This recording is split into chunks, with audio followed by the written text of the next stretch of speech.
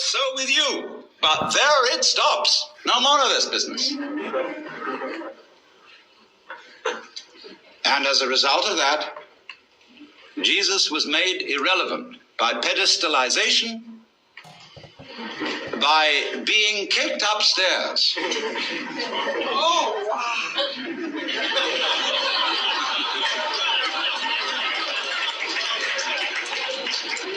In spite of the fact that he said, greater works than these that I do shall you do. Oh no, upstairs with you, baby, because we just can't have that sort of thing going on in a monarchical universe. We are not going to have democracy in the kingdom of heaven. So, this is why the gospel is impossible, because we are supposed to follow the example of Christ, where he says, for example, be not anxious for the morrow. Do not worry about what you shall eat, what you shall drink, and what you shall wear. God will take care of you. Doesn't he take care of the birds? Don't the flowers grow? They're wonderful. They're crazy. They're great. What are you worrying about? I've never heard a sermon preached on that. Never. Because it's totally subversive. The economy would crash.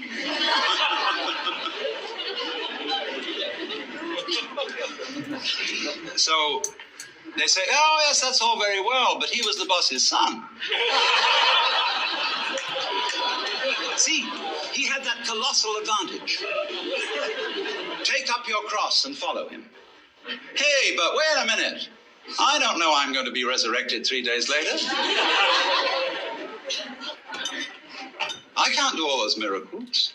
He had an unfair advantage. So how can you ask us to follow the example of Christ? But supposing he didn't have an unfair advantage. Supposing that what was true about Jesus as a Son of God is true of us. Only a few of us know it.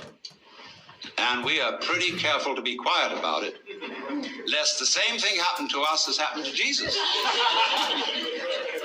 And indeed it often does. And you know, you get these people from Arkansas or Texas or anywhere in the Bible Belt who never heard of the Upanishads. And they have this cosmic consciousness experience. And they realize that that's what happened to Jesus. They say, I'm Jesus, come back. Well, everybody says to them, you aren't Jesus. It's pretty obvious you're not Jesus. You're just Joe Dogs.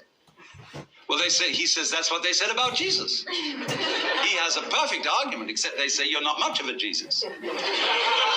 They say, all right, if you're Jesus, command that these stones be made bread. And he says, a wicked and deceitful generation seeketh for a sign, and there shall no sign be given.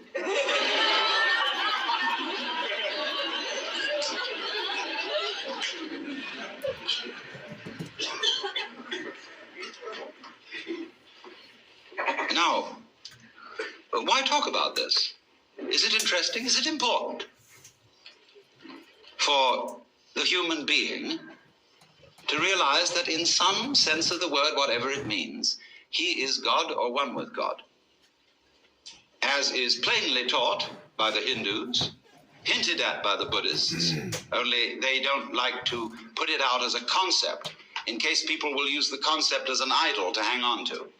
They want you to find out for yourself and not believe in it. And certainly the Taoists understand it, the Sufis understand it, a lot of people understand it. But so what? Well, the importance of it is this, that to know that you are God is another way of saying that you feel completely with this universe. You feel profoundly rooted in it and connected with it.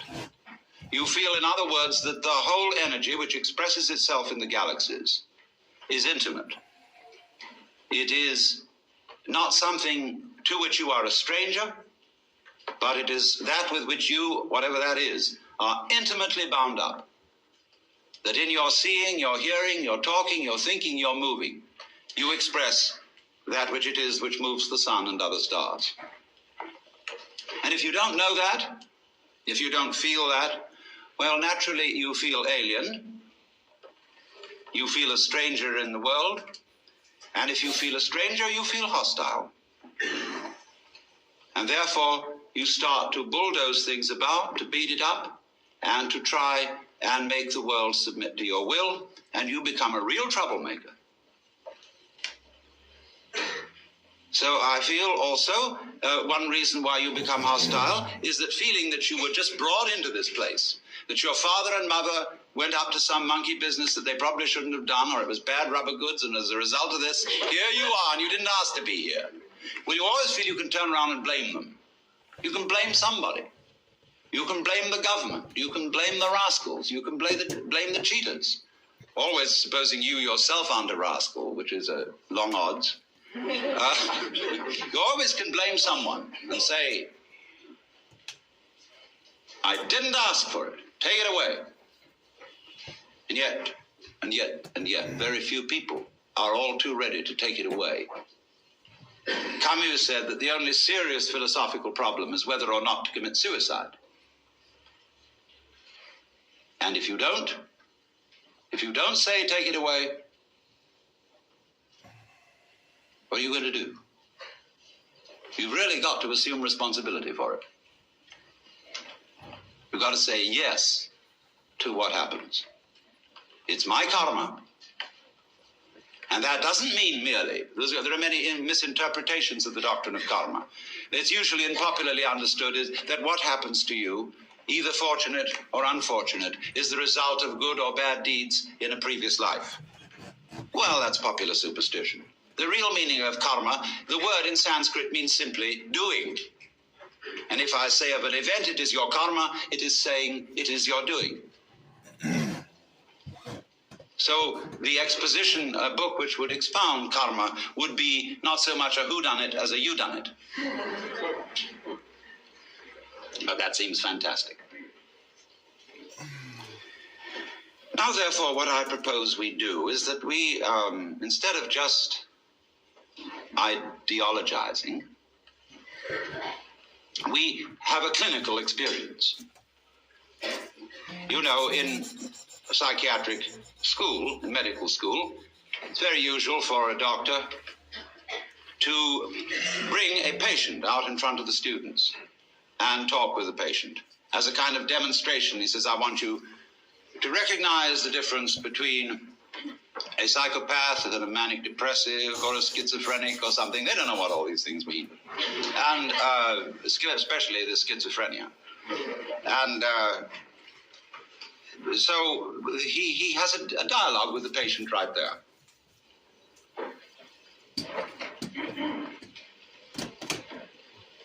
So let us suppose that I'm the patient,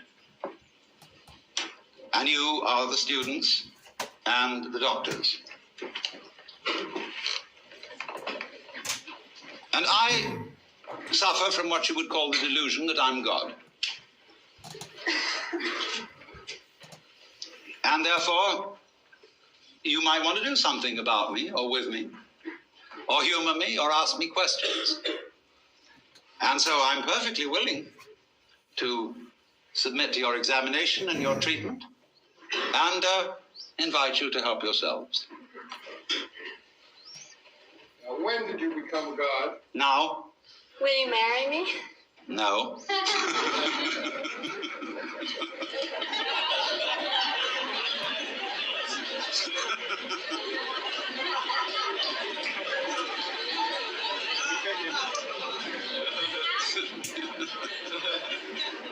Yes. God, you sleep on your stomach or your back? Sleeping is like politics. One sleeps on the right side, and then when you're tired of that, you sleep on the left. When you're tired of that, you sleep on your back, and when you're tired of that, you sleep on your stomach. And it is thus that the world goes round.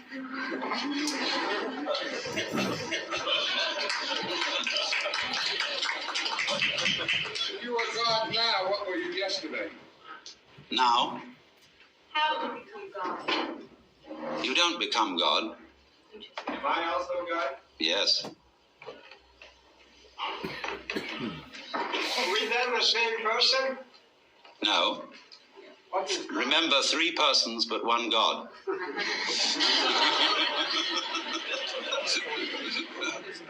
could you tell us a little about Satan? Could I tell you a little bit about Satan? Yes. Although the matter is a little esoteric, but I told you all about it in the book of Job, where you will see that in the court of heaven, Satan is the district attorney. He is not, as Christians imagine, the enemy of heaven and the enemy of mankind. He's merely the person who sees the bad side of things and carries out the dirty work. And therefore, he saw Job and wondered whether Job really was as great a guy as he seemed to be, and suggested that God should appoint a committee of investigation to find out. And the committee did its work very thoroughly, but the case went against Satan because it was proved in the end that Job was an honorable man. Now, you notice that although we pay the salary of the district attorney, whenever there's a great criminal case before the public eye, people begin to take the side of the underdog. And the prosecutor always has less public sympathy than the defense, except in political trials. On the right hand of God, and you know the defense is always on the right hand of the judge in court, is our only mediator and advocate, which is a phrase referring to Jesus Christ our Lord. So there is the defense and there is the prosecution. And it is the function of Satan to be the prosecutor. There's a good deal more to it than that, because before all this started, as in a stage play, there was an arrangement in the green room before coming on stage in which certain things were understood, but that are only to be revealed when the curtain goes down at the end of the play. Is Job God too? Yes, but he doesn't know it. God, why do you hide from the sight of so many? Why do you hide? It's for the same reason you're hiding. God, did you create man? Yes. And God? Who else? Man free will. What? Man free will. Man has free will to the extent that he knows who he is. Not otherwise. Where did you get free will from? Where I got it from. How did you become aware? Does a woman have free will too? Yes. To the extent that she knows who she is, yes. Man has free will to know just what he is, and man is God. Then you're saying then linguistical hypnosis. Good evening, everybody. Don't worry, I don't think that the draft is coming. I think that private contractors like Blackwater are probably going to expand their hiring initiatives. If you have any idea of how many American private security contractors in Ukraine right now that are contracted with the CIA, it's got to be in the tens of thousands. So the secret war is essentially a corporate war at this point, where you have private contracting corporations providing security services, aka, secret covert military attack corporations, which is crazy, but that's what Wagner Group is. That's what Blackwater is. And it's real. So I don't think the draft is real. I mean, how many CRT, BLM, LGBTQ soldiers can you throw at China and throw at Russia and expect them to actually, conquest and win? No, all they'll want to do is start doing re-education Hillary Clinton camps and indoctrinating as many people into, anti-MAGA type rhetoric. But I don't know if you saw it today, Kennedy is polling at 22%, and I think everybody is panicking. Let's go. Yo, I want to address the question about China. Before you go into it, Kurt, but you want to pull up an ad for the merge in a minute? What'd you say, bro? You want to pull up an ad for the merge in a minute? Yeah, we might need to pull up a commercial break in a second because we've got quite a few commercials now sponsoring the room. I don't know if you guys knew or not, but this is a self-sponsored movement at this point. So what's that mean, they self-sponsored? Well, that means that we're not taking any outside contributions from big pharma, military industrial complex, or the intelligence agencies, or the big multimedia companies. So what's that mean? How are they able to afford to do anything? Oh, well, that's because or any man. That is correct. I'm no more God than any of you. And you only have the power to know who you are. Well, that is saying quite a bit, yes. What is not God? What is not God? There is nothing that is not God. How do you learn who you are? It's like waking up from a dream. After a while, one's experience begins to have what I would call a haven't we been here before feeling. Going round and round and round. And then you begin wondering, where am I going? And to answer that question, you have to try and find out what you want. And so I went into that very thoroughly. What do I want to happen? And, of course, as soon as you ask yourself that, you begin to fantasize. And our amazing technology is, of course, an expression of human desire for power, for what we want to achieve. So I simply set myself to thinking through how far we could go.